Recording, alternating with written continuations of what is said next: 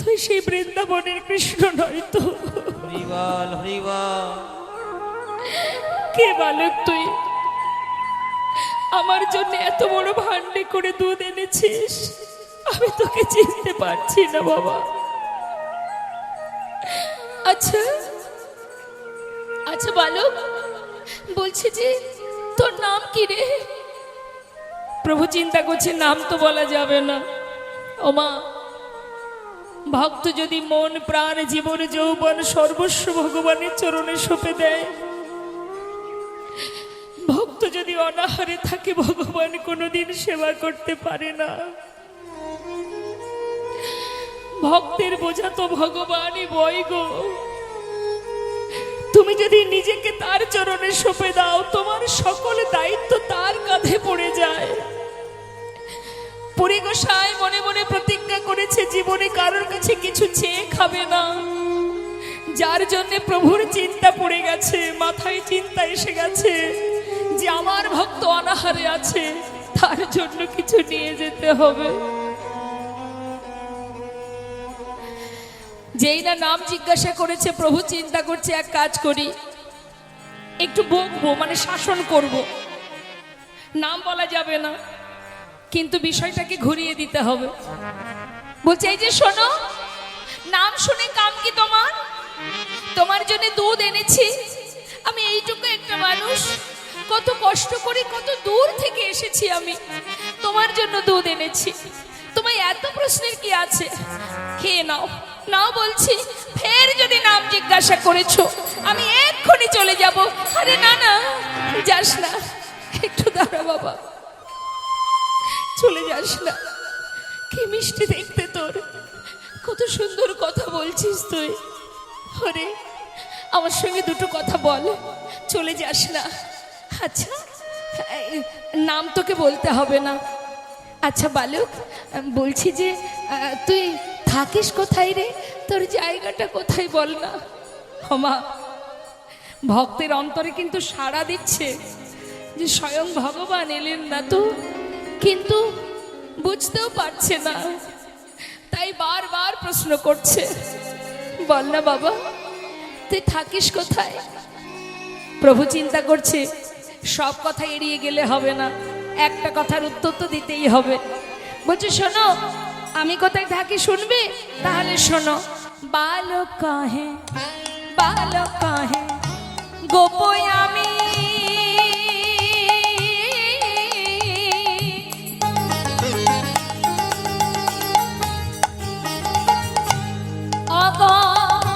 এই গ্রামেতে বসি, ওই না বালক কাহে গোপয় আমি,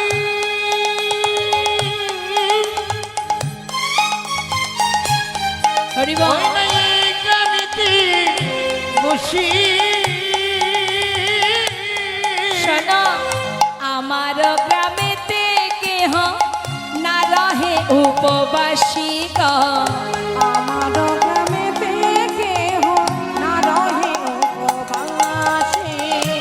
আমার গ্রামে বাস করে যে, ওই না আমার গ্রামে বাস করে যে, নানা উপবাসী থাকে না সে। আমার গ্রামে বাস করে যে, নানা উপবাসী থাকে না সে। আমার গ্রামে বাস করে যে। ওগো আমার আমার গ্রামেতে কেহ না রহে উপবাসী, আমার গ্রামেতে কেহ না রহে উপবাসী। পুরী গোসাইয়ের মনে বাসনা, বালকটা যদি একটু কাছে আসতো, একবার যদি বুকে জড়িয়ে ধরতে পারতাম। তাই ছলনা করে বলছি, বালক এই শোন। আচ্ছা আচ্ছা বুঝেছি, তুই এক কাজ কর। মনে মনে ভাবছে, আমি যদি খাবো না বলি, ও তাহলে আমার কাছে আসবে। আরও যদি কাছে আসে, ওকে একবার বুকে জড়িয়ে ধরবো, কত শান্তি, কত তৃপ্তি হবে আমার। বালক শোন বাবা, বলছি কি, তুই চলে যা, আমি ওই দুধ খাবো না। খাবে না? কত কষ্ট করে তোমার জন্য নিয়ে এলাম, তুমি খাবে না? কেন গো, কেন খাবে না? খাও না। না খাবো না, খাও না। ওমা, ভক্ত খাবে না বলছে, আর ভগবান ভক্তকে যেচে যেচে সেদে সেদে খাওয়াচ্ছে। এমন ভক্ত জগতে কয়জন আছে? কজনে হতে পারে এমন ভক্ত? খাও না বলছি, আর এক পা এক পা করে এগিয়ে যাচ্ছে। খাও না, খাও না, যতবার বলছে আর একটু একটু করে এগিয়ে যাচ্ছে। আর পরিকোষে ভাবছে, আয় আয় না, একটুখানি আয়, আর একটু এলেই আমি তোকে একবার জড়িয়ে ধরবো। মনে মনে যেই না ভেবেছে মা, অন্তর্যামী অন্তরের খবর পেয়ে গেছে। আর যেই না বুঝতে পেরেছে যে আমাকে জড়িয়ে ধরবে, আর না দাঁড়িয়ে, মানে এক পা এগিয়ে না গিয়ে দাঁড়িয়ে পড়েছে। যেই না দাঁড়িয়ে পড়েছে, দুধের ভাণ্ডটা রেখে বলছে, শোনো, আর আমার দেরি করলে হবে না, তোমার যখন মন চাই তখন খাবে, এই রইল ভাণ্ড, আমি পরে এসে নিয়ে যাব, আমি এখন আসি, কেমন? পুরীগোসাই ডাকছে, এই শোন শোন, যাস না, একটু দাঁড়া। না না, আমার আর সময় নেই, আমি পরে আসবো, তুমি দুধ খেয়ে ভাণ্ডটা ধুয়ে রেখো, আমি পরে এসে নিয়ে যাব। চলে গেল মা। চারিদিকে দেখছে পুরীগোসাই, আর তাকে দেখতে পাচ্ছে না। এত বলি গেলাম মা, না দেখিয়া মাধবেন্দ্র পুরীর চিত্ত হইল চমৎকার। মাধবেন্দ্র পুরীর চিত্ত হইল চমৎকার। ছোট্ট বালক আমার জন্য দুধ নিয়ে এলো, আর আমি খাবো না? না না, খেয়েই নি। এই বলে দুধের ভাণ্ডটা নিয়ে সেবা করলেন। আহ, কত শান্তি, কত তৃপ্তি। মা, ভগবানের প্রসাদ সে কি আর খারাপ হতে পারে গো? আমরা বাড়িতে কত সুন্দর করে গুছিয়ে রন্ধন করি, তার মধ্যে সে স্বাদ পাওয়া যায় না। যদি কোনো হরিবাসর কোনো জায়গায় হরিনাম যজ্ঞ হয়, সেখানে যদি খিচুড়ি প্রসাদ দেয় বা অন্ন প্রসাদ দেয়, তার মধ্যে যে স্বাদ, সেখানে তো বিরাট কিছু আয়োজন হয় না, তাই না? তা সেই যে রন্ধন, তার মধ্যে যে স্বাদ, যার জন্যে লাখো লাখো ভক্ত ছুটে আসে সেই প্রসাদ পাওয়ার জন্য, তা সেটা কি বাড়িতে রান্না করা যায় না? যায় তো, কিন্তু তাতে যে ভগবানের স্পর্শ আছে, তাই তার যে স্পর্শ, তার যে প্রসাদ, সে তো জগতের সব কিছুরকে হার মানিয়ে দেয় মা। আজ মনের আনন্দে সেবা করেছে, সেই দুধটুকু সেবা করে পাত্রটা ভালো করে ধুয়ে রেখেছে। কেন? বালকটি যে বলেছিল সে আবার আসবে, তাই পুরীগোসার ইচ্ছা ও যদি আবার আসে। এবার কি হয়েছে মা, পুরীগোসাই পথপানে চেয়ে বসে আছে যে ও তো আসবে, অপেক্ষায় আছে। অপেক্ষায় থাকতে থাকতে বিকেল গড়িয়ে সন্ধ্যা হয়ে গেছে। যেই না সন্ধ্যা হয়ে গেছে, পুরীগোসাই ভাবছে, ও তো এলো না, ও যে আসবে বলেছিল, কিন্তু আমি যদি ঘুমিয়ে পড়ি, সেই ফাঁকে যদি নিয়ে চলে যায়, ঘুমালে হবে না, আমাকে জেগে থাকতে হবে। বসে আছে পথপানে চেয়ে, কখন আসবে বালক। দেখতে দেখতে মা রাত হয়ে গেল, মধ্যরাত, বালকটি এলো না। আর পারছে না বসে থাকতে, এবার চোখের পাতাটা বন্ধ হয়ে গেছে। যেই না বন্ধ হয়ে গেছে, ভাবছি বট গাছের তলায় একটু বিশ্রাম করে নি। ভাণ্ডটা সামনে আছে, আর পুরীগোসাই বট গাছের তলায় শুয়ে আছে। মা, ঝড় বৃষ্টি সবই মাথার উপর দিয়ে বয়ে যায়। কাকে ভক্ত বলে একবার ভাবুন, কাকে বলে ভক্ত? আমরা সারা জীবন ধরে সুখেই জীবন যাপন করছি, তার মধ্যে দিনে ভগবানকে দুটো বাতাসা দেওয়ার সময় আমাদের হয় না। আর পরম বৈষ্ণব পুরীগোসাই, যার মাথার উপর দিয়ে ঝড় বৃষ্টি তাপ সব চলে যায়, মুখে শুধু কৃষ্ণ নাম। অপেক্ষা করতে করতে যেই না নিদ্রা এসেছে, চোখের পাতা বন্ধ হয়ে গেছে, হঠাৎ স্বপ্নের মধ্যে প্রভু দেখাচ্ছেন। কি বলছে? মাধব, মাধব। কে? মাধব, আমি, দয়াময়, তুমি তুমি এসেছিলে আমার কাছে, তুমি আমার কাছে এসেছিলে দয়াময়। আমার জন্য দুধ এনেছিলে তুমি। হে ভগবান, হে করুণাময়, জগতের জীবে তোমাকে সেবা দেওয়ার জন্য ছটফট করে আমি তোমায় সেবা দিতে পারলাম না, আর তুমি নিজে এসে আমাকে সেবা দিয়ে গেলে। দয়াময়, তুমি আমাকে সেবা দিলে। হে দয়াময়, তুমি এসেছিলে আমি বুঝতে পারিনি। দয়াময়, হে গোবিন্দ, হে ভগবান, তুমি তুমি যে বলেছিলে আবার আসবে, তুমি এলে না কেন? বলো না প্রভু, তুমি এলে না কেন? মাধব, আমি কেন আসিনি জানো? আমি যদি যেতাম না, তাহলে আমি উদ্ধার হতে পারতাম না। প্রভু, হে তুমি কি বলছো? যে জগতে জীবকে উদ্ধার করে, যে জীবের কল্যাণ করে, তার জীবনে কি কষ্ট? দয়াময়, কি হয়েছে তোমার? আমায় খুলে বলো। যে সবাইকে উদ্ধার করে, সে কোন বিপদে আছে আমায় বলো দয়াময়। মাধব, আমি বহু বছর ধরে এক জঙ্গলে পড়ে আছি। সেখানে না আছে মাথার উপরে কোনো আচ্ছাদন, না আছে কোনো সেবা। আমি যে অনাহারে বহু বছর পড়ে আছি। মাধব, দয়াময়, তুমি কোথায় আছো? কোথায়, কিভাবে আছো আমাকে বলো। তুমি দেখবে মাধব, আমার হাত ধরো। পুরী গোসাইয়ের হাতটা ধরে স্বপ্নের মধ্যে আত্মাকে নিয়ে যাচ্ছে মা। গিরি গোবর্ধন পর্বতের একপাশে একটা গভীর ঘন জঙ্গল, যার মধ্যে আছে একটা ছোট্ট কুঞ্জ, যে কুঞ্জের মধ্যে বহু বছর ধরে গিরি গোবর্ধনের গোপাল সেখানে লুকায়িত আছে। বছরের পর বছর যায় বলে ওই দিনের পর দিন পড়ে থাকতে থাকতে তার পুরো দেহটাই মাটির তলায় চাপা পড়ে গেছে। এটা কি করে হয়েছে? আগেকার সময় মুসলমান শাসিত সমাজ যখন ছিল, হিন্দুদের মন্দির ভেঙে দেওয়া হতো। তাই ওই গিরি গোবর্ধনের গোপালের যিনি সেবা দিতেন, সেই পুরোহিত তিনি ভেবেছিলেন মন্দির ভেঙে দেয় দিক, অন্তত গোপালকে যদি কোথাও লুকিয়ে রাখা যায়, পরবর্তীতে গোপালকে নিয়ে আবার আমি প্রতিষ্ঠা করব। তাই সেই জঙ্গলের মধ্যে তাকে লুকিয়ে রেখে বলেছিলেন সেই পূজারী যে, হে প্রভু, তুমি এখানেই থাকো, আমি যদি জীবনে বেঁচে থাকি আবার আসব, আবার তোমায় প্রতিষ্ঠা করব। কিন্তু সে আর ফিরে আসেনি মা। সেই দিন থেকেই বছরের পর বছর পড়ে আছে ওই মাটির তলায় চাপা পড়ে। প্রখর রৌদ্রের তাপ সর্বশরীরে জ্বলে যায়, কখনো শীত কখনো বর্ষা তার মাথার উপর দিয়ে বয়ে যায়। অনাহারে দিন কাটে গোপালের। আজ ভগবান মাধবেন্দ্র পুরী গোসাইকে দর্শন করে বললেন, মাধব, আমি বহুদিন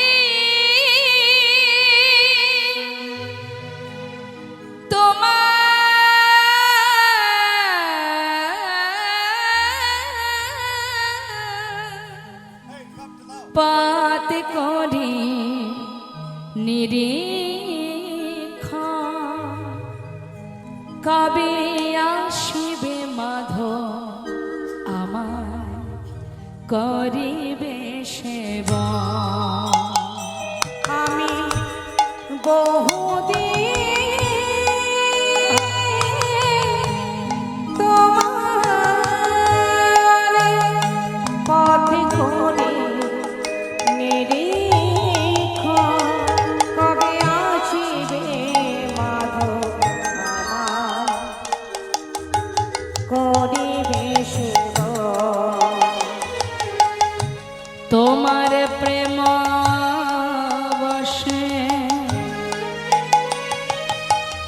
আমি করি অঙ্গীকার, তোমার প্রেম বসে করি অঙ্গীকার। দর্শন দিয়া নিস্তারিব জগৎ সংসার।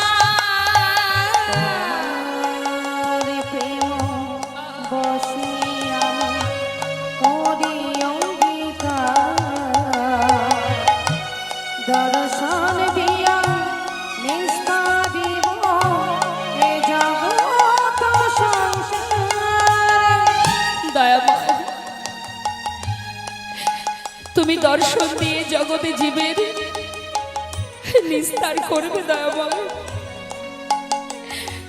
জীবের কল্যাণ করবে তুমি, তুমি মঙ্গল করবে দয়াময়। তুমি এত বছর পড়ে আছো প্রভু, কত কষ্টে আছো তুমি। মাধব, আমি কথা দিচ্ছি মাধব, তুমি যদি আমায় উদ্ধার করো, যদি আমায় প্রতিষ্ঠা করো, আমি তোমার ভক্তি ভালোবাসায় আমি সন্তুষ্ট। আমি জগতে জীবের কল্যাণ করব, নিস্তার করব। পার করো মাধব। প্রভু গো, তোমার নাম কি? নাম তোমার? তুমি থাকতে কোথায়? আমায় খুলে বলো দয়াময়। শ্রী গোপাল নাম গোবর্ধন ধারী, ব্রজে স্থাপিত আমি ইহায় অধিকারী। শ্রী গোপাল নাম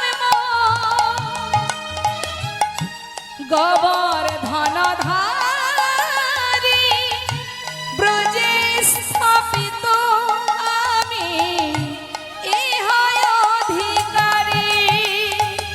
এবার মরে উদ্ধার করো মাধবেন্দ্রপুরী,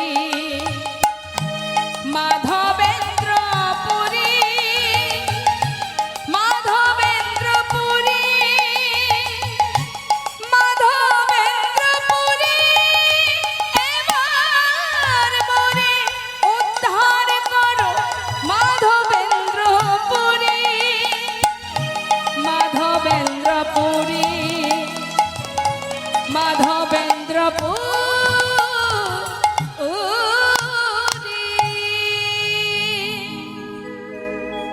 শুধুমাত্র মা এইটুকু বলে আবার ভগবান অন্তর্ধান হলেন। পুরী গোসাই যে বটতলায় ঘুমিয়ে রাত্রে চোখের পাতা বন্ধ করে ঘুমিয়েছিল, হঠাৎ স্বপ্নের মধ্যে ভগবানের এই লীলা দর্শন করে তার ঘুম ভেঙে গেল। যেই না ঘুম ভেঙেছে, পুরী গোসাই চিন্তা করছে সর্বনাশ, এ আমি কি দেখলাম স্বপ্নে? ভগবান এত কষ্টে, এত যন্ত্রণা নিয়ে, এত কিছু কষ্ট নিয়ে সে জঙ্গলে পড়ে আছে, এ আমি কি দেখলাম? এটা সত্যি তো? এটা কোনো স্বপ্ন নয় তো? আমি কোথায় যাব, কার কাছে বলবো? যদি কেউ আমার কথা বিশ্বাস না করে, কিন্তু করব কি? দেখেছি যা, আমাকে তো সেখানে পৌঁছাতেই হবে। যমুনায় স্নান করে পুরী গোসাই ওই গিরি গোবর্ধন পর্বতের আশেপাশে যে গ্রামগুলো আছে, সেই গ্রামে গিয়ে সবাইকে ডাকছে, ওগো শোনো, ওগো তোমরা সবাই এদিকে এসো। এই গ্রামের ঈশ্বর তোমাদের গোবর্ধনধারী, কুঞ্জে লুকায়িত আছে, চলো তাহারে বাহির করি।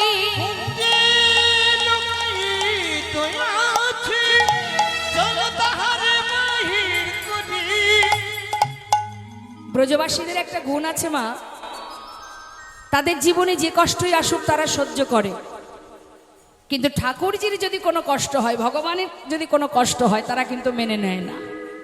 তাই যেই না ওই গোসাইয়ের কাছে শুনেছে যে এই গ্রামের ঈশ্বর তোমাদের গোবর্ধনধারী, কুঞ্জে লুকায়িত আছে, চলো তাহারে বাহির করি, এই কথা শোনা মাত্রই সবাই বলে উঠলেন, ও ঠাকুর, ও গোসাই, সত্যি বলছো?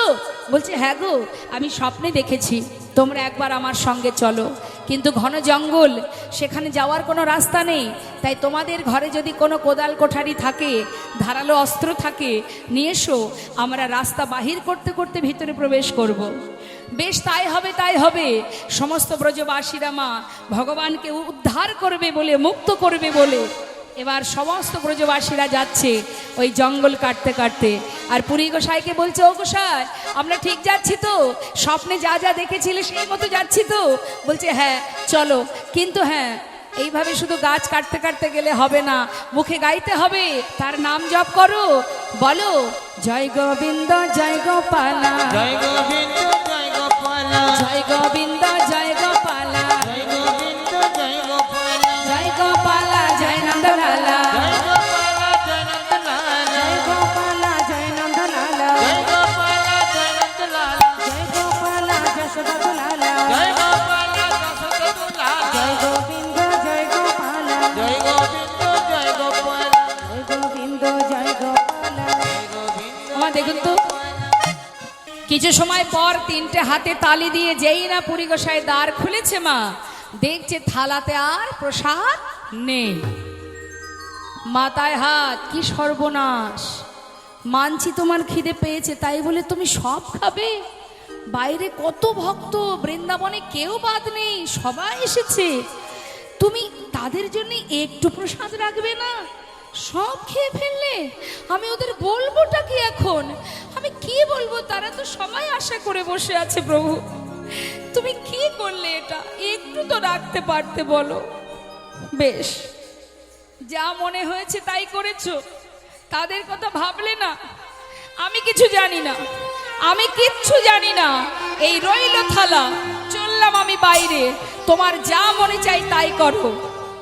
যেই না বাইরে এসেছে মা, সমস্ত ভক্তগণ ধরেছে, ও গোসাই প্রসাদ কোথায়?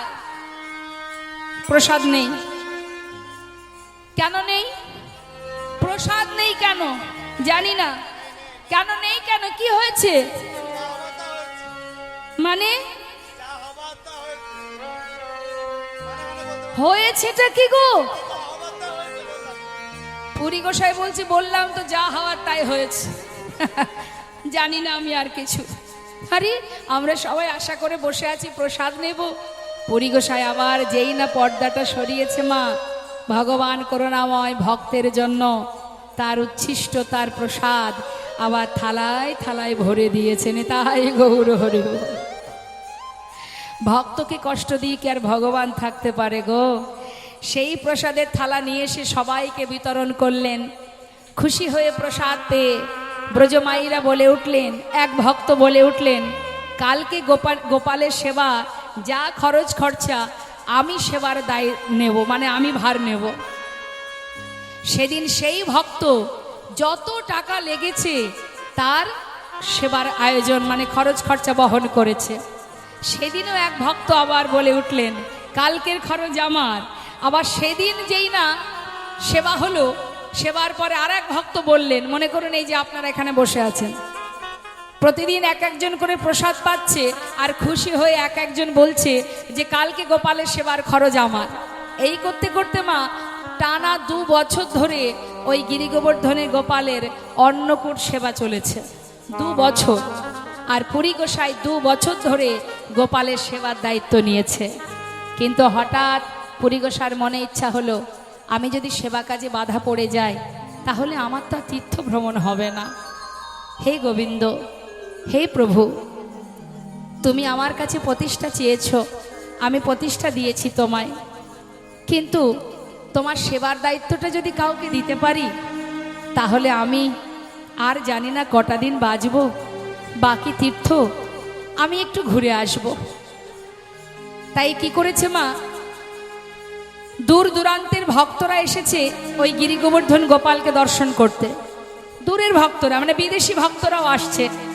তার মধ্যে 2 ভক্ত গৌড় দেশ থেকে এসেছে, তাদেরকে বললেন যে তোমরা কি গোপালের সেবার দায়িত্বটা নিতে পারবে? তারা বললেন হ্যাঁ পারবো। তাহলে আজকে থেকেই গোপালের সেবার দায়িত্ব তোমাদের।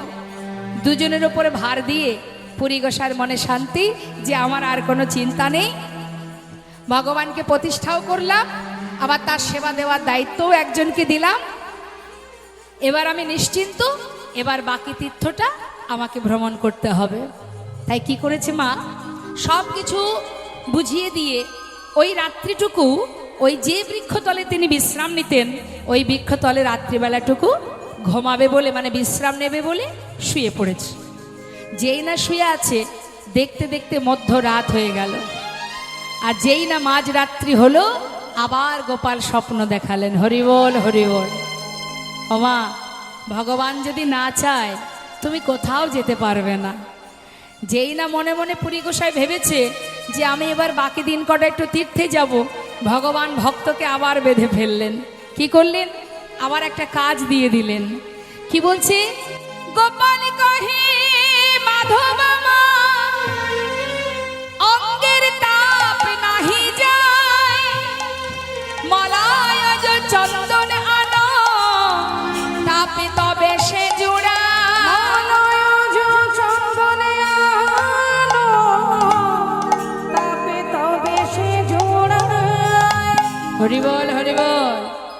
গোপাল কহে মাধব আমার অঙ্গের তাপ নাহি যায়, মানে আমার সারা দেহ জ্বলে যাচ্ছে, তুমি মলায়জ চন্দন নিয়ে এসো, তবে আমার তাপ নিবারণ হবে। ওমা, মলায়জ চন্দন দেখেছেন কখনো? দেখেছেন? মলায়জ চন্দনটা সাদা এবং সুগন্ধি, মানে খুব সুন্দর গন্ধ। আর কি, সেটা যদি অঙ্গে মাখা হয় না, শীতল হয়, ঠান্ডা প্রকৃতির, মানে শীতল, শরীরের জ্বালা নিবারণ হয়।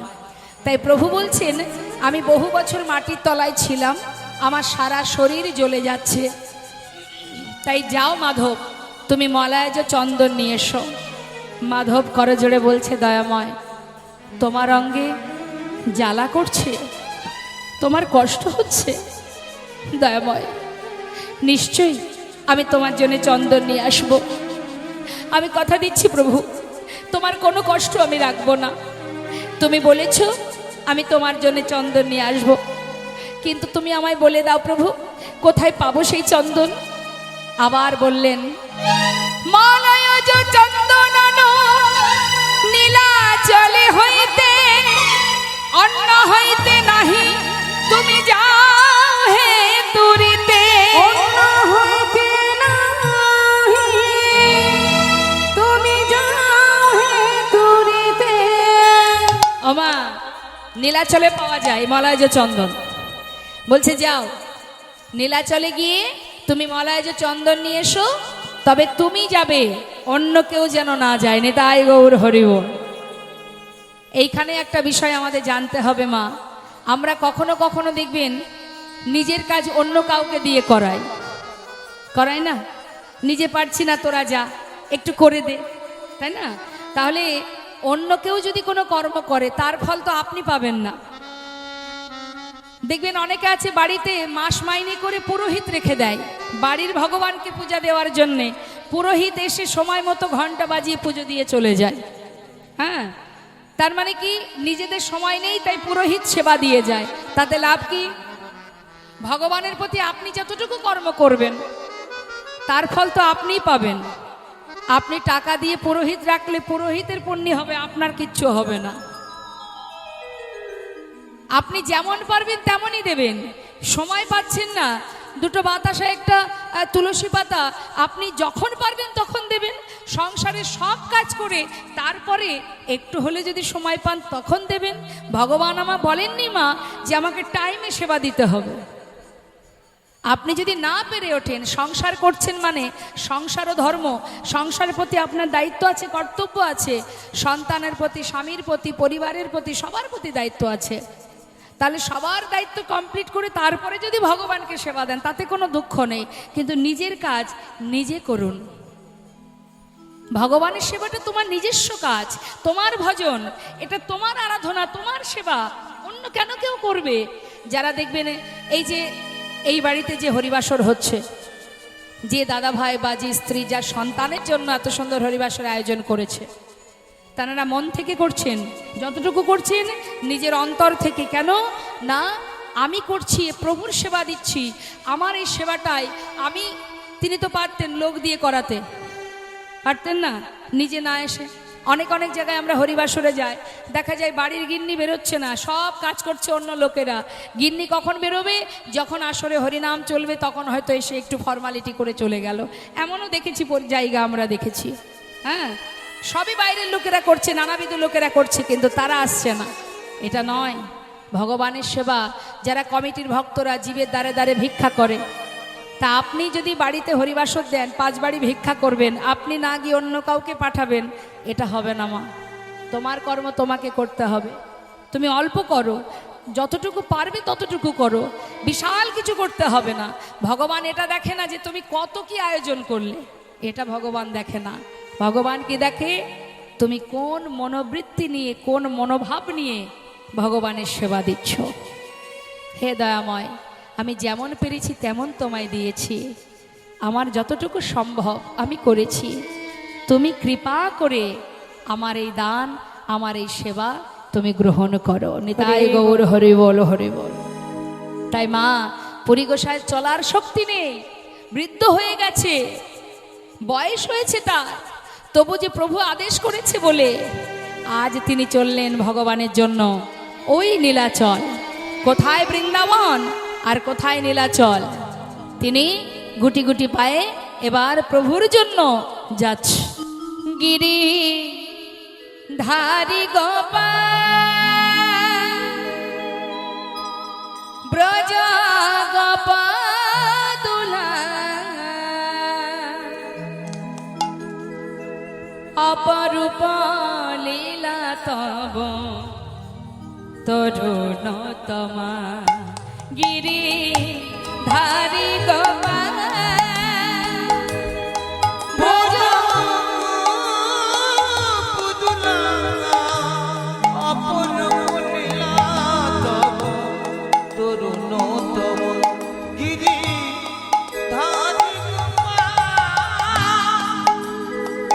বিশাখার কাছে তুমি চিরনিরূপণ, শ্রীরাধা হৃদয়ে প্রেমের সেধন।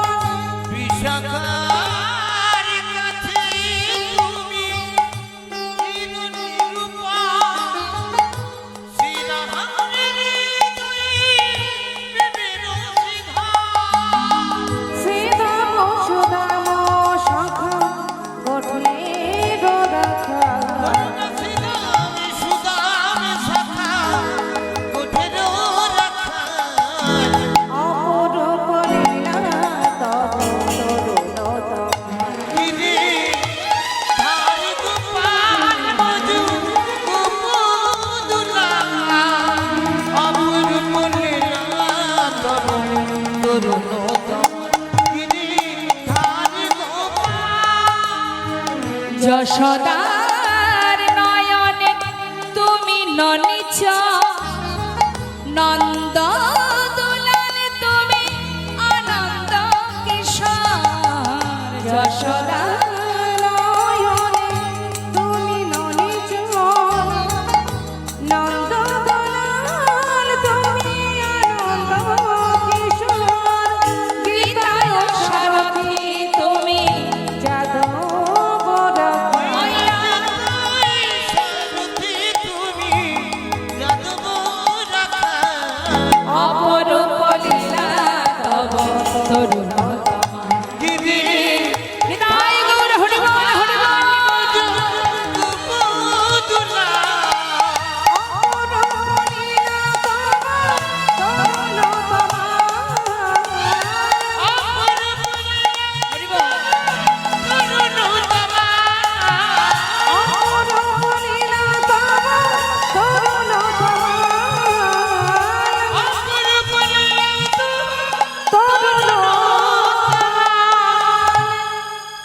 বৃন্দাবন থেকে যাত্রা করেছি নীলাচলে যাবার জন্য। তা নীলাচলে যাবার পথে রাস্তার মাঝখানে ওই রেমুনার ওপর দিয়েই তাকে যেতে হবে মা। তা যখন রেমুনার ওপর দিয়ে যাচ্ছে চিন্তা করছে, তাই তো এলাম যখন রেমুনা, যাই একবার একটু গোপীনাথকে দর্শন করে তার চরণে প্রণাম করে আসি। এই মনে করে যেই না পুরী গোসাই রেমুনার মন্দিরে প্রবেশ করেছে মা, তখন সবেমাত্র সন্ধে হয়ে গেছে। আর যেই না সন্ধে হয়ে গেছে, গোপীনাথ মন্দিরের সামনে গিয়ে প্রণাম করতে যাবে, এমন সময় পূজারী, ওই গোপীনাথ মন্দিরের যে পূজারী, তিনি কি করেছে, মন্দিরের দরজাটা বন্ধ করে দিয়েছে। তখন পুরী গোসাই জিজ্ঞাসা করছে, ও পূজারী, আমি এসেছি গোপীনাথকে প্রণাম করব, তুমি দ্বার বন্ধ করে দিলে, একবার দেখতে পেলাম না। তখন পূজারী বলছে, শোনো, এখন আর দর্শন হবে না। কেন? এখন গোপীনাথের ভোগ দিতে হবে সন্ধ্যার সময়। সন্ধ্যায় আবার কি ভোগ হয় জানো না? শোনো শোনো, সন্ধ্যায় ভোগ লাগে অমৃত কেলিরা, সন্ধ্যায়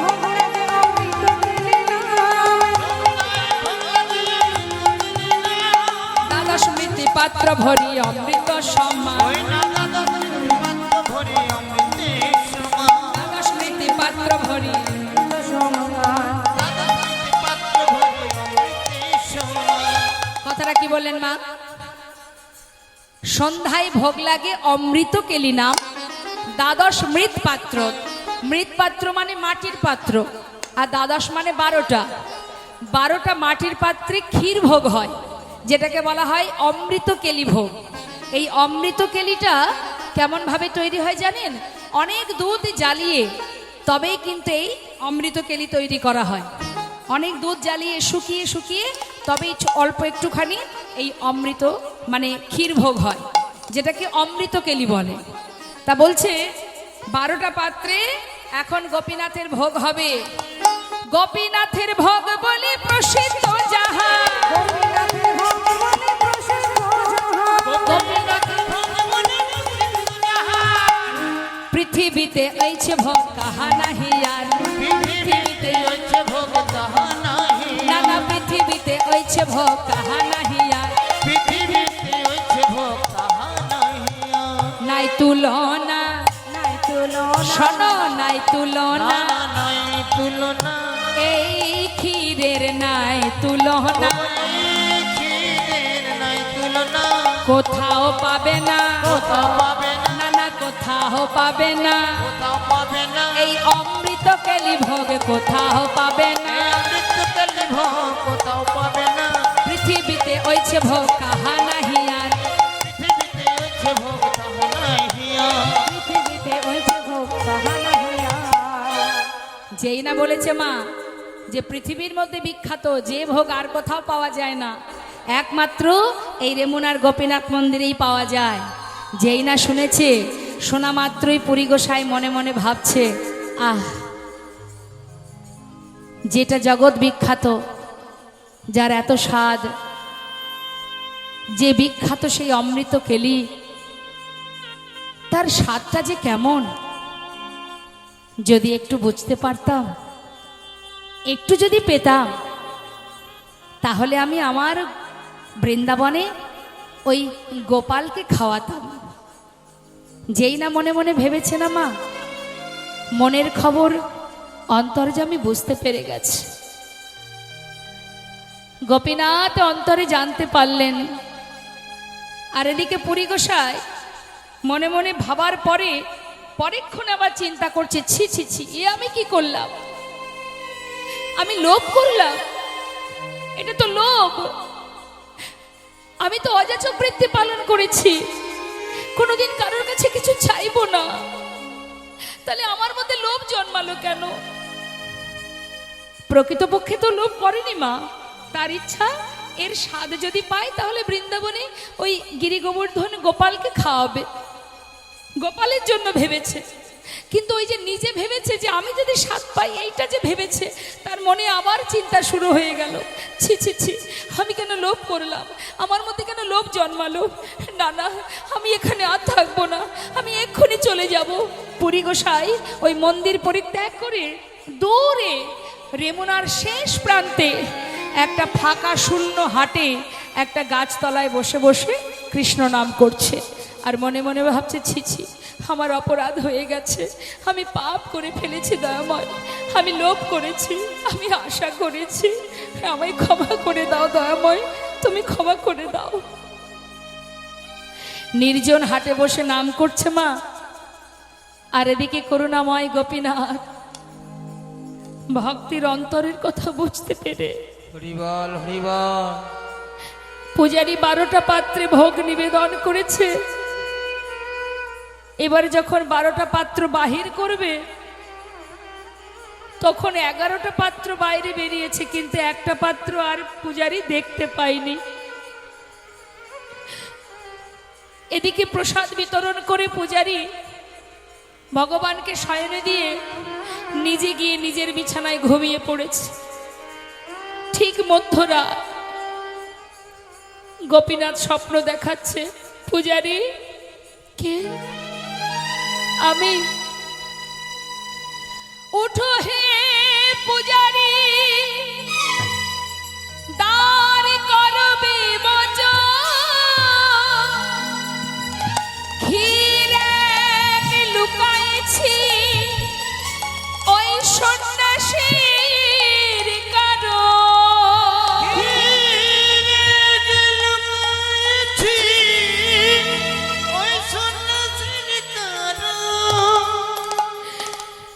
ওঠো, আমার মন্দিরের দ্বার খোলো পূজারী। মন্দিরের দরজা খুলে ভিতরে প্রবেশ করো। দেখো আমার বস্ত্রের আড়ালে এক ভাণ্ড ক্ষীর লুকিয়ে রেখেছি আমি হরি বল। আমার ভক্তের জন্য। যাও পূজারী, রেমুনার শেষ প্রান্তে আমার ভক্ত বসে বসে আমার নাম গাইছে, তাকে পৌঁছে দাও। পূজারী স্বপ্নের মধ্যে দেখে ঘুম ভেঙে গেছে। তাড়াতাড়ি করে স্নান করে শুদ্ধ বসন পরে, তখনও কিন্তু মা অন্ধকার, মধ্যরাত। মন্দিরের দরজা খুলে হঠাৎ গোপীনাথের পরনের যে বস্ত্র, সেই বস্ত্রটা সরিয়ে দেখছে তার পিছনে এক ভাণ্ড ক্ষীর লুকিয়ে রেখেছে ভগবান। চরণটা জড়িয়ে ধরে কাঁদছে দয়াময়। এ তোমার কেমন করুণা, এ তোমার কেমন দয়া দয়াময়। তুমি যে ভক্তের ভগবান প্রভু গো, তুমি তোমার পরম ভক্তের জন্য ক্ষীর চুরি করে রেখেছ। হে করুণাময়, সেই ক্ষীরের পাত্রটা মাথায় করে নিয়ে রাত্রির অন্ধকারে পূজারী ছুটতে ছুটতে যাচ্ছে আর বলছে, কে আছো, কোথায় আছো? মাধবেন্দ্রপুরী, যার লাগে গোপীনাথ ক্ষীর করলো চুরি।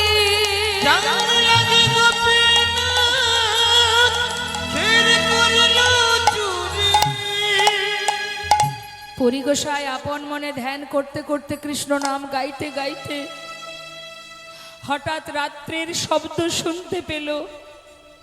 পুরী গোসাই বলে উঠলেন, আমি মাধবেন্দ্রপুরী বসি এইখানে। পূজারী বললেন, তোমার সমভাগ্যবান নাহি ত্রিভুবনে। তোমার সমভাগ্যবান নাহি ত্রিভুবনে। এই দেখো, তোমার জন্য ক্ষীর চুরি করেছে গোপীনাথ। তোমার মতো ভক্ত ত্রিজগতে আর কে বা আছে বলো? এই নাও, ক্ষীর নাও। পূজারী সেই ক্ষীর পুরী গোসাইকে দিয়ে পুরী গোসাইয়ের চরণে প্রণাম করে পূজারী চলে গেলেন। সেই ক্ষীরের পাত্রটা হাতে করে নিয়ে পুরী গোসাই চোখের জলে মুখ ভাসিয়ে কাঁদছে। হরি বল। তুমি আমার জন্য ক্ষীর চুরি করেছো দয়াময়, হে করুণাময়। আমি যে তোমার জন্য কিছু করতে পারি না প্রভু, তুমি আমার জন্য ক্ষীর চুরি করেছো। ক্ষীরটা হাতে নিয়ে মা পেয়েছে বলেই যে সব খেয়ে নিল তা কিন্তু করলেন না। তার মনের যে বাসনা ছিল যে ক্ষীরের স্বাদ যদি কিঞ্চিত পেতাম, ও যেটা বলেছে মা সেটাই করলেন। ওই একটুখানি আঙুলের করে তুলে নিয়ে নিজের মুখে দিলেন, নিজের জিহবায় দিলেন। সামান্য একটুখানি যৎ কিঞ্চিত নিজের জিহবায় দিলেন, আর কিন্তু খেলেন না। আর বাকি ক্ষীর সারা শরীরে মাখতে শুরু করলেন, সারা দেহে মাখছে সেই ক্ষীর। আর গাইছে, এমন বলো এমন কৃষ্ণ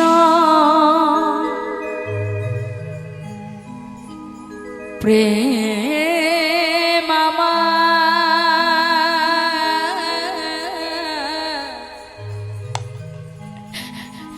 ওগো দয়াময়।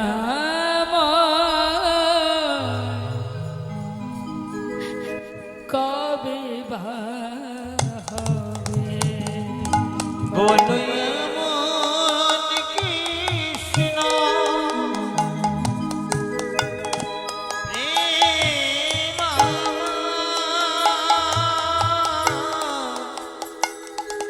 ও গো দয়াময় কবে বা হবে? বলো এমন কৃষ্ণ প্রেম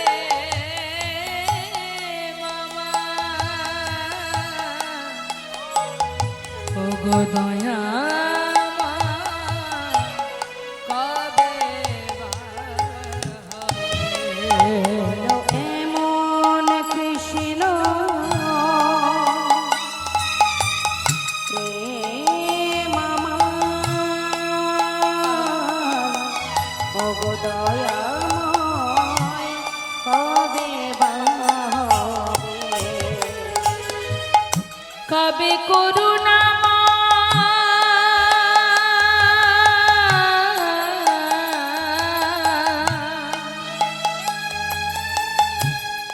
কবে করুণা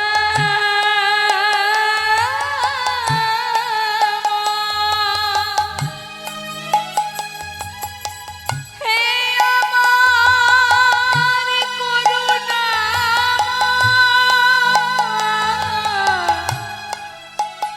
করুণা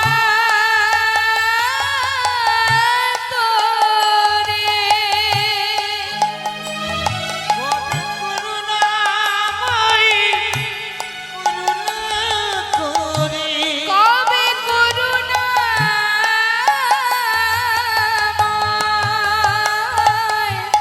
করুণা করে দেখা বা দেবে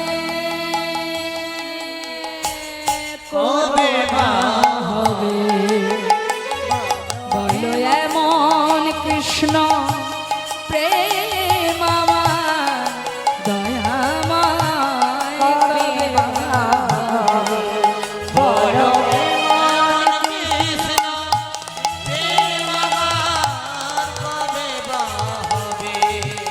বলো এমন কৃষ্ণ এমন কৃষ্ণ এমন কৃষ্ণ এমন কৃষ্ণ এমন কৃষ্ণ প্রেম আমার কবে বা হবে? এমন কৃষ্ণ প্রেম আমার কবে বা হবে? বলো এমন কৃষ্ণ প্রেম আমার, কবে বা হবে? বলো এমন কৃষ্ণ প্রেম আমার কবে বা হবে?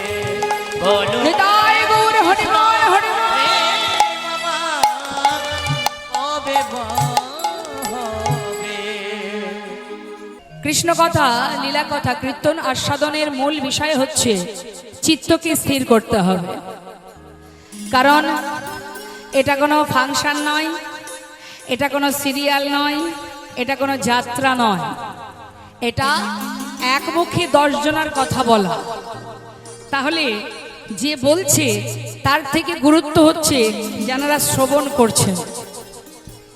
কারণ জীবনে যে কোনো জিনিস শুনলে প্রকৃত দেখা যায়, দেখলে প্রকৃত দেখা হয় না। হয় কি মা? কাউকে দেখলে, চোখে দেখলে চেনা যাবে?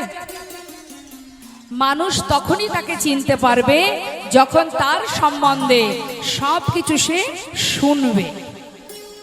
মন্দিরে মন্দিরে ভগবানকে আমরা দেখতে পাই। মন্দিরে মন্দিরে সমস্ত দেবদেবীকে দেখলে, কোনো একটা দেবীকে যদি আপনি দেখেন, আপনি দেখলেন, দেখে আপনি প্রণাম করলেন, কিন্তু ভক্তি আপনার তখনই জন্মাবে সেই দেবীর সম্বন্ধে আপনি যখন জানতে পারবেন, মানে শুনবেন। তাহলে শোনার কাজ কার মা? শ্রবণ। দেখার কাজ নয়ন। চোখে যেটা আমরা দেখি সেটাই প্রকৃত দেখা নয়। দেখা কি সঠিক হয়? শোনা, শোনা যদি সঠিক হয় তবেই প্রকৃত দেখা হয়ে যায়। নেতায় গৌর হরি বল। তার মানে চোখ দিয়ে প্রকৃত দেখা যায় না, কান দিয়ে শ্রবণ দিয়ে প্রকৃত দেখা হয়। আপনারা যে আসনে বসে আছেন এটা শ্রবণের আসন, সঠিকভাবে জানার আসন। সারা বছর ধরে পড়াশুনো করে শিক্ষক মহাশয়ের কথা শ্রবণ করে শুনে, সব জায়গায় তো আর মানুষ যেতে পারে না, পারে কি? শুনে তারপর কিন্তু এক্সাম আসে এবং এক্সামে সঠিকভাবে অ্যান্সার করলে তবেই ভালোভাবে রেজাল্ট করা যায়। তার মানে কি, শোনা যদি সঠিক হয় তাহলে সঠিকভাবে তোমার জানা হয়, চেনা হয়। তাই আজ যে ভক্তের কথা আমরা শ্রবণ করব, আমরা সবাই মনে করি আমরা ভক্ত, আমরা ভগবানকে ভালোবাসি, আমাদের মতো ভক্ত আর কেউ নাই। কিন্তু যে লীলাটা আপনারা শুনবেন, প্রকৃত ভক্ত কাকে বলে একটু মন দিয়ে শুনতে হবে। চিত্ত চঞ্চল হলে অসুবিধা। আপনারা যদি মন চঞ্চল করেন তাহলে কীর্তন বন্ধ করে আপনাদের সঙ্গে আমি অন্য গল্পে মত্ত হয়ে যাব। আর যদি মনে প্রাণে কৃষ্ণ কথা শ্রবণ করেন তাতে আপনাদেরও মঙ্গল, আমারও মঙ্গল। কেমন? জয় রাধা। পদাবলিতে বৈষ্ণব মহাজন কি বলছে, কথাগুলো মন দিয়ে শুনুন। বলছে, জয় জয় গৌরচন্দ কারণ্য করুণায়েন্দু পতিত জীবের বন্ধু হরি। কে কে গেছেন নবদ্বীপে? একটু হাত তুলে দেখাবেন। শ্রীধাম নবদ্বীপ ধামে গৌর দর্শনে কে কে গেছেন? আচ্ছা, আর যারা হাত তোলেননি, যাওয়া হয়নি? আচ্ছা, দীঘায় কে কে গেছেন একটু হাত তুলে দেখান। দীঘার সংখ্যা বেশি, নবদ্বীপের সংখ্যা কিন্তু কম। কেন নবদ্বীপে যাওয়া হয়নি কেন? ওমা বলুন তো, কলির ভগবানকে, অর্থাৎ আমাদের ভগবানকে? সর্বনাশ হয়ে গেছে। কৃষ্ণ নয়, কৃষ্ণ কোথায়? সে তো দ্বাপর যুগে। এখানে কোথায় কৃষ্ণ? কলির ভগবানকে গৌর হরি। ভুল করবেন না, নিজের পিতাকে চিনতে যদি ভুল করেন তাহলে ঠিকানাও ভুল হয়ে যাবে, আর পথে চলাটাও ভুল হয়ে যাবে, জীবনটাও ভুল হয়ে যাবে। কৃষ্ণকে কে চেনালো? কৃষ্ণ কোথায় ছিল? কৃষ্ণ দ্বাপর যুগে এসেছেন। কৃষ্ণ হচ্ছে দ্বাপর যুগের কৃষ্ণ অবতার, আর আমরা কলির জীব। আমরা কলিতে জন্ম নিয়েছি, দ্বাপর গেছে, তারপরে কলি এসেছে। তাহলে কলির জীব হয়ে কৃষ্ণকে চিনব কি করে? দ্বাপরে কে কোথায় এসেছিল না এসেছিল জানলাম কোথা থেকে? শাস্ত্রে বললেন, যদি গৌর না হইতো কেমনে হইতো, কেমনে ধরিতাম দে রাধার মহিমা প্রেম রস সীমা, এই জগতে জানা তোকে। অর্থাৎ গৌর হরি জানিয়েছেন তাই আমরা জেনেছি। এই গৌর হরি হচ্ছেন কৃষ্ণ, এই গৌর হরি হচ্ছেন রাধা। বৃন্দাবনে রাধা কৃষ্ণ দেহ দুটো আলাদা, কিন্তু কলিযুগে গৌর হরি। ওই দেখুন আমার মায়েদের অবস্থা দেখুন, সামনে দিয়ে একজন যাচ্ছে তার দিকে তাকিয়ে আছে, যেন মনে হচ্ছে কোনোদিন তাকে দেখেনি। কোন লাভ আছে এসব দেখে? কথাটা মন দেন। প্রকৃত যদি কেউ যুগল দেখতে চায়, মা, প্রকৃত যদি কেউ যুগল দেখতে চায় তাহলে গৌর হরিকে যদি কেউ দেখতে পারে, নবদ্বীপ চন্দ্র গৌর হরিকে যদি কেউ দেখে তাহলে রাধা কৃষ্ণের যুগল দর্শন হয়ে যায়। কেন বলুন তো? বৃন্দাবনে রাধা কৃষ্ণ আলাদা আলাদা দেহ, কিন্তু কলিযুগে সেই দুই দেহ নদিয়ায় গৌর সুন্দর। তাহলে একই অঙ্গে দুটো দেহ, তাই তো? তাহলে যদি গৌর হরিকে দেখি তাহলে কিন্তু যুগল আমাদের দেখা হয়ে যাবে। হ্যাঁ, তা সেই গৌর হরি ভাবের আবেশে যখনই এই লীলাগুলো বলেছেন, তখনই মহাজন যারা যারা তার পার্শ্বদবিন্দু ছিল, ভক্ত যারা ছিল, ওই মহাপ্রভুর মুখে শুনেছে, সাথে সাথে সব কলমে পদাবলী করেছেন। আর যার কারণে সেই মহাজনী পদাবলী দ্বারাই আমরা গোবিন্দকে চিনেছি, রাধারানীকে চিনেছি এবং বৃন্দাবনের লীলা সম্বন্ধে জেনেছি। তাই তো শাস্ত্রে বললেন গৌর হরি না হলে কে জানাতো, নদিয়ার চাঁদ গৌর সুন্দর। শুধু তাই নয় মা, তিনি যে শুধুমাত্র লীলা প্রকাশ করেছেন তা নয়, সেই সাথে সাথে কলিহত জীবকে উদ্ধারও করেছেন। একদিকে ছিল তার লীলা, একদিকে ছিল তার জীবকে উদ্ধার করা। তা জীবের জন্য কি এনেছে? মধুমাখা হরিনাম। কে দিয়েছে হরিনাম? ধরল গ্রহণ করো বলে। সেই করুণাময় দয়াল নিতাই চাঁদ, করুণাময় গৌর সুন্দর, অদ্বৈত আচার্য প্রভু হরিদাস ঠাকুর, যারা এই হরিনাম এনেছেন জীবের উদ্ধারের জন্য, কলিজীবের দ্বারে দ্বারে দিয়েছে। কথা বলার সময় হালকা রিভাব রাখুন না, একটু রিভাব রাখুন। জনিতাই জনিতাই, হরে কৃষ্ণ, জয় রাধে, হরে কৃষ্ণ, জয় রাধে রাধে, জনিতাই জয় গৌর, জয় রাধে রাধে, হরে কৃষ্ণ। ঠিক আছে।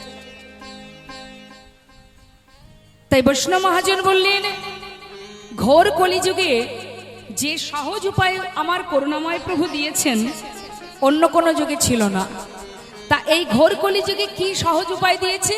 বললেন অতি সহজে, অতি সহজে ভগবানের চরণ পাওয়া যায় যদি কোনো ভাগ্যবান ভাগ্যবতী গুরুচরণ আশ্রয় করে হরিনাম মহামন্ত্র জপ করতে পারে। কারণ নাম ছাড়া কলিজীবে আর কোনো ধর্ম নেই। আর যদি কোনো জীব হরিনাম করতে পারে, বৈষ্ণব মহাজন পদাবলিতে বলছেন, দান ব্রত তপ তীর্থ ক্ষেত্রাদি নাঞ্ছা যায় স্থিতা, শক্তয় দেব মহাতাং সর্বপাপ হর শোভা, রাজস্বী অশ্বমেধানং জ্ঞানাধ্যত্ত বস্তন, আকৃষ্ট হরিনামে স্থপিত শেষু নামেশু। তার মানে মা, দান করো, ব্রত করো, যজ্ঞ করো। কেউ বা মা কালীর পূজা করে, কেউ বা সৌর সাধনা মানে সূর্যের পূজা করে, কেউ বা গণেশ পূজা করে, কেউ বা লক্ষ্মী পূজা, তাই না? কেউ ঠাকুর অনুকূলকে ভালোবাসে, কেউ লোকনাথকে ভালোবাসে। তুমি যে কর্মই করো, যে আরাধনাই করো না কেন, কলিযুগে হরিনাম যদি জপ করতে পারে, মহামন্ত্র যদি জপ করতে পারে, জগতে যত রকমের পুণ্য ফল আছে সমস্ত রকমের ফল একত্রিত হলে যে ফল হয়, এক হরিনামে সেই ফল লাভ করা যায়। তার মানে তুমি যদি কাউকে কিছু দান করো, দান করে না মানুষ? বস্ত্র দান করে, অন্ন দান করে, তাই না? দান করলে তো একটা পুণ্য অর্জন হয়। লক্ষ্মী পূজা, কালী পূজা, যে কাজই করো না কেন, শুভ কাজ করলে ভগবানের কৃপা লাভ করা যায়। তাহলে সুকর্ম করলে যে কৃপা লাভ হয়, শাস্ত্রে বললেন হরিনাম করলে সব রকমের শুভ কর্মের যে সুফল একসঙ্গে লাভ করা যায়। নিতাই গৌর হরি বল, হরি বল। তাছাড়া সমস্ত দেবদেবীর পূজা করতে গেলে যে শ্লোক আমরা পাঠ করি সেটাকে বলা হয় মন্ত্র, আর হরিনাম কি বলা হয়? মহামন্ত্র। অর্থাৎ মন্ত্রের ঊর্ধ্বে হচ্ছে মহামন্ত্র। যে মহামন্ত্র হরিদাস ঠাকুর জপ করতেন দিনে 3 লক্ষ। আপনারা এখানে অনেকেই আছেন মালা জপ করেন, 3 লক্ষ বাদ দিলাম, 16 মালা জপ হয় কিনা সেটা একবার খোঁজ করে দেখবেন, সেটাও সম্ভব হবে না। হ্যাঁ, কারণ আমরা কলির জীব, তো আমরা মায়ার বালিশ মাথায় দিয়ে মোহ ঘুমে ঘুমিয়ে থাকি, সুখে আছি, ভালো ঘর, ভালো বিছানা ইত্যাদি ইত্যাদি। এর মধ্যে থাকতে থাকতে ভগবানের নাম করা বড় কঠিন। কলিযুগে ভগবানের নাম করা বড় কঠিন। দেখবেন এই যে হরিবাসরটা বসে আছেন আপনারা, দেখবেন ঘোর কলি মানে কলি মহারাজ আপনাকে ঠিকঠাক হরিনাম শুনতে দেবে না। কেন বলুন তো? কারণ আমরা কলির জীব, তো কলি চেষ্টা করবে যাতে ধর্মের পথে কেউ যেতে না পারে। এটা কলিযুক্ত। এখানে কুটিলার মতো ননদিনী, এমন কুটিল প্রকৃতির মানব মনোবৃত্তি যারা এই জগতে অভাব নেই, আছে না? ঘরে ঘরে আছে, তো আছে। মন্থরার মতো কুমন্ত্রণা দেওয়ার ব্যক্তির অভাব নেই।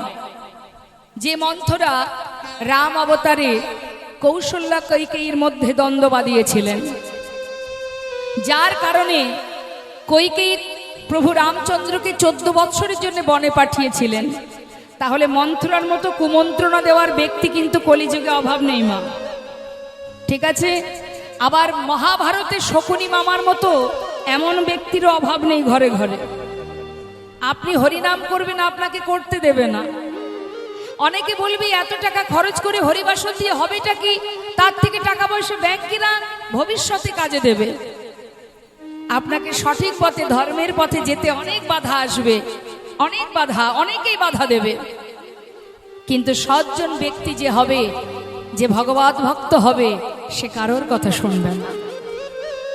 তা মা, এইখানে এই যে আপনারা শ্রবণ করছেন, দেখবেন কলিযুগে যারা হরিনাম শোনে তাদের দেখবেন ওই 3 ঘন্টা বসে হরিনাম শোনার ধৈর্য অনেকের থাকে না, ঘুমিয়ে পড়ে না? কি ঘুম আসে? তো মালা জপ করবেন, ঘুম আসবে। কৃষ্ণ কথা শুনবেন, ভাগবত কথা শুনবেন, ঘুম আসবে। মানে কলি আপনাকে কোনোভাবেই ধর্মের পথে যেতে দেবে না। আর এর ভিতর থেকে আপনাকে সেই পথে যেতে হবে। কেমন বলুন তো?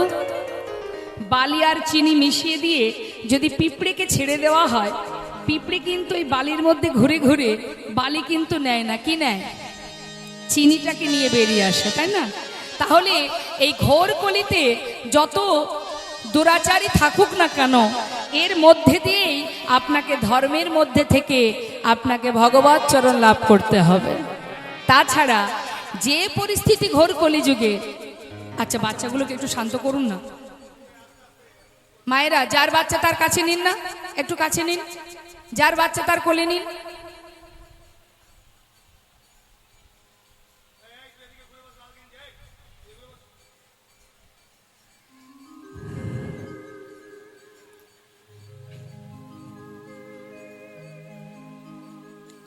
তো এবার বৈষ্ণব মহাজন বললেন, ঘোর কলিযুগে দুরাচার, পাপাচার, ব্যভিচার যাদের অভাব নেই, তার মধ্যে দিয়ে প্রভু দেখলেন কলিহত জীবের সময় খুব কম, তাই অতি সহজ উপায় ওদের জন্য আমাকে দিতে হবে। কি দিলেন না? অপবিত্র পবিত্র বা সর্বাবস্থাঙ্গত পেবা যশরে পুণ্ডরিকাক্ষ সবার জবান্তর সূচি। অর্থাৎ জীব পাপ করুক, সূচি থাকুক, অসুচি থাকুক, যেখানে থাকুক, যেমন থাকুক, যদি একবার হরিনাম গাইতে পারে, মহামন্ত্র জপ করতে পারে, তার সমস্ত পাপ থেকে সে মুক্তি লাভ করবে এবং আমার চরণ পাদপদ্ম লাভ করবে। কি বললেন মা? সূচি অসুচি, পবিত্র অপবিত্র, তাতে কোনো দুঃখ নেই, হরিনাম করো। একবার হরিনামে যত পাপ হরে, জীবের সাধ্য নেই জীব তত পাপ করে। কত সহজ উপায়! কিন্তু অন্যান্য যুগে কিন্তু এই উপায় ছিল না, যজ্ঞ করতে হতো, পূজা করতে হতো। হ্যাঁ, যেমন ত্রেতা যুগে রাম অবতারে কি ছিল? যজ্ঞ ছিল না? পাপ খণ্ডন করতে গেলে যজ্ঞ করতে হতো। কিন্তু কলিযুগে কিচ্ছু নেই, তুমি হরিনাম করো, মহামন্ত্র জপ করো। একবার সবাই মিলে গাওয়া যায় হরিনাম? সবাই গাইবেন তো? জোরে জোরে গাইবেন, কেমন? আচ্ছা, আমি গাইব, আমার শেষ হলে আপনারা গাইবেন।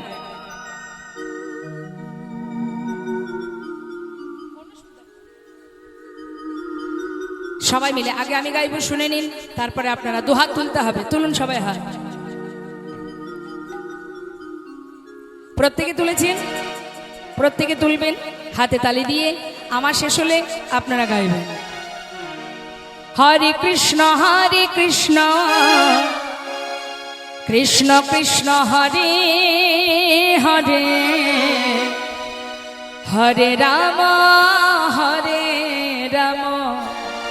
রাম রাম হরে হরে, হরে কৃষ্ণ কৃষ্ণ।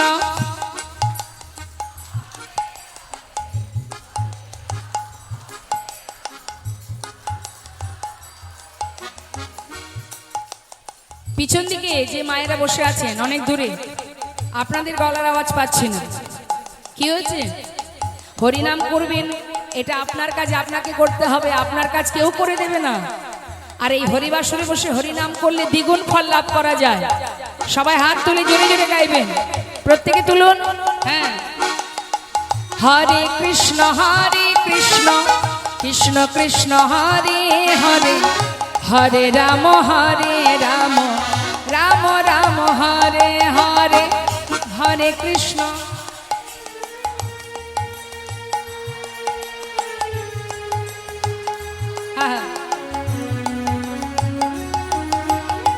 হরে কৃষ্ণ কৃষ্ণ কৃষ্ণ হরে হরে হরে রাম রাম রাম হরে হরে হরে কৃষ্ণ হরে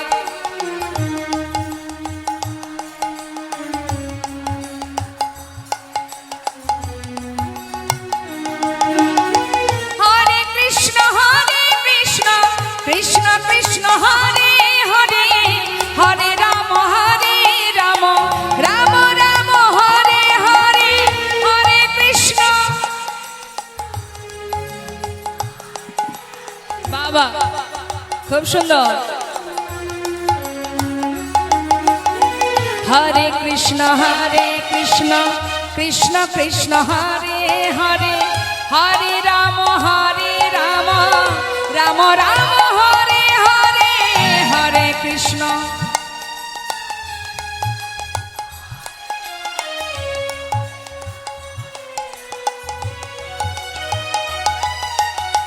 হরে কৃষ্ণ কৃষ্ণ নিতাই গৌর হরে বল হরে বল। হরে রাম রাম রাম হরে হরে হরে কৃষ্ণ কৃষ্ণ কৃষ্ণ হরে হরে হরে রাম রাম রাম হরে হরে হরে কৃষ্ণ কৃষ্ণ হরি বল হরি বল। হরে হরে হরে রাম রাম রাম হরে হরে হরে কৃষ্ণ কৃষ্ণ কৃষ্ণ হরে হরে হরে রাম রাম রাম হরে হরে হরি বল হরি বল।